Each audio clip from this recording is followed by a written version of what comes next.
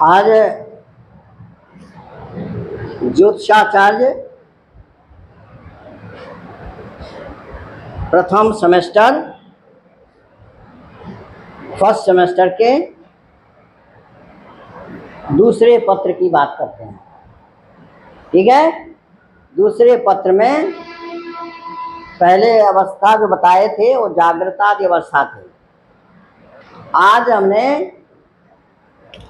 ये बालाद्य अवस्था के विषय में चर्चा करने जा रहे हैं। तो देखिए, ग्रहाणाम बालाद्य अवस्था विचारः। तो कितने ग्रहाणाम बालाद्य अवस्था? पंच भवन। कितने होते हैं? बालाद्य अवस्था 5 होते हैं। अब कौन कौन? बाल अवस्था, कुमार अवस्था, युवा अवस्था, वृद्धावस्था और मृतावस्था।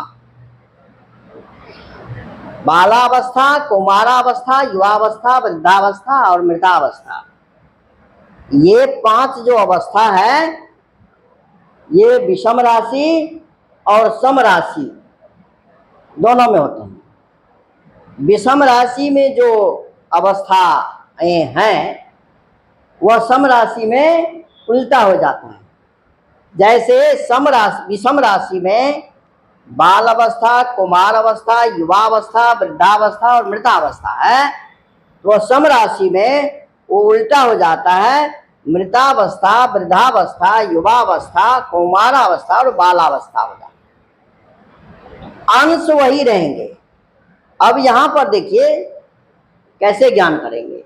विषम राशि है, विषम राशि में कोई भी ग्रह यदि 1 से 6 अंश तक हो, अब चूंकि 5 अवस्था है तो 6 अंश के 5 अवस्था बताए, 6 पंचे 30 अवस्था बताया। तो 1 से लेके 6 अंश तक बालावस्था, फिर 7 अंश से 12 अंश तक कुमारावस्था, फिर ये युवावस्था 13 से 18 तक, वृद्धावस्था 19 से 24, मृतावस्था 25 से 30 तक। ये अंश को आपको देख करके पता लगेगा। और फिर यही सम राशि में अंश वही रहेगा और ये लेकिन अवस्था में उलट जाएगा। मृतावस्था, वृद्धावस्था, युवावस्था, कुमारावस्था, बालावस्था, ये चक्र आपको बना करके दिखाना है। ये तो हो गया एक भाग, कैसे निकालेंगे ये बालाद्य अवस्था को। दूसरा विचार और है।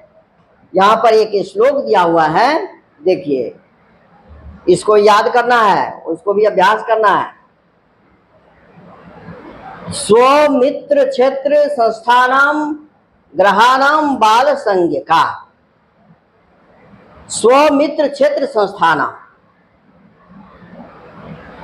स्वमित्र क्षेत्र, कोई भी ग्रह अपने मित्र के घर में, मित्र क्षेत्र मतलब मित्र के घर में हो तो बाल संज्ञका, उस ग्रह को हम बाल अवस्था कहते हैं। और बाल अवस्था जब ग्रह होता है तो उसका फल क्या है?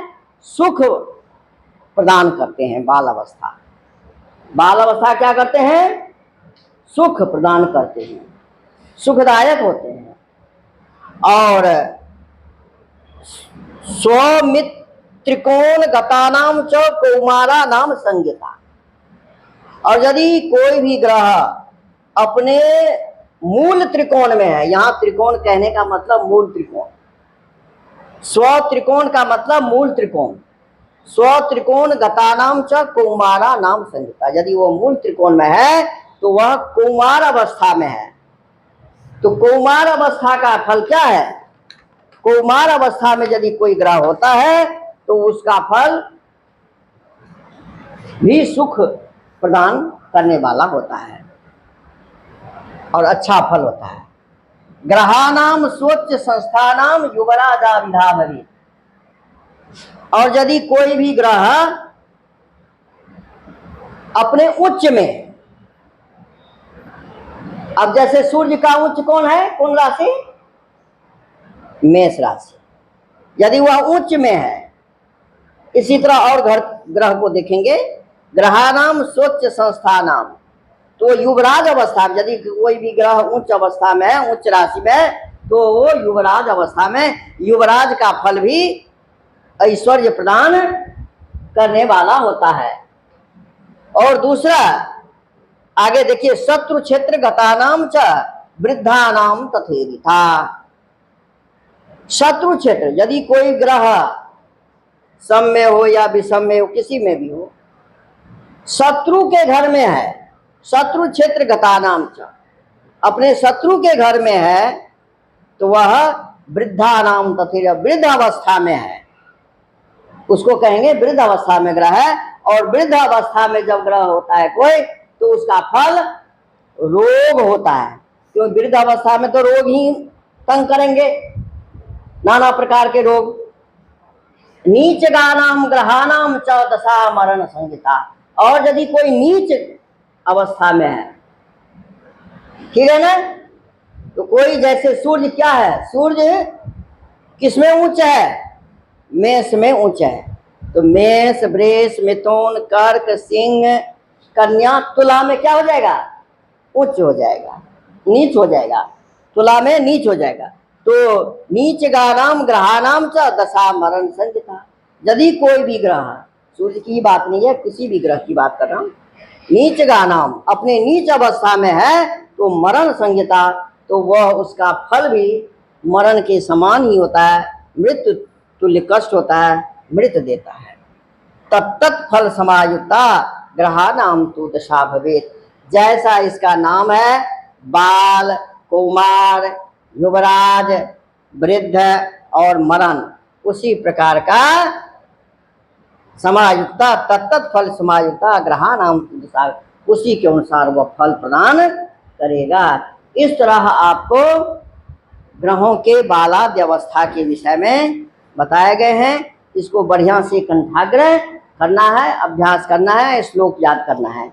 आगे फिर हम जो है आगे दशा जो भी अवस्था का विचार होगा वो उसको हम करेंगे। फिर 12 अवस्थाएं होती है, और भी कई अवस्थाएं हैं, सबको हम अवस्था विचार पर उस पर हम करेंगे। तब तक इसको अभ्यास कीजिए।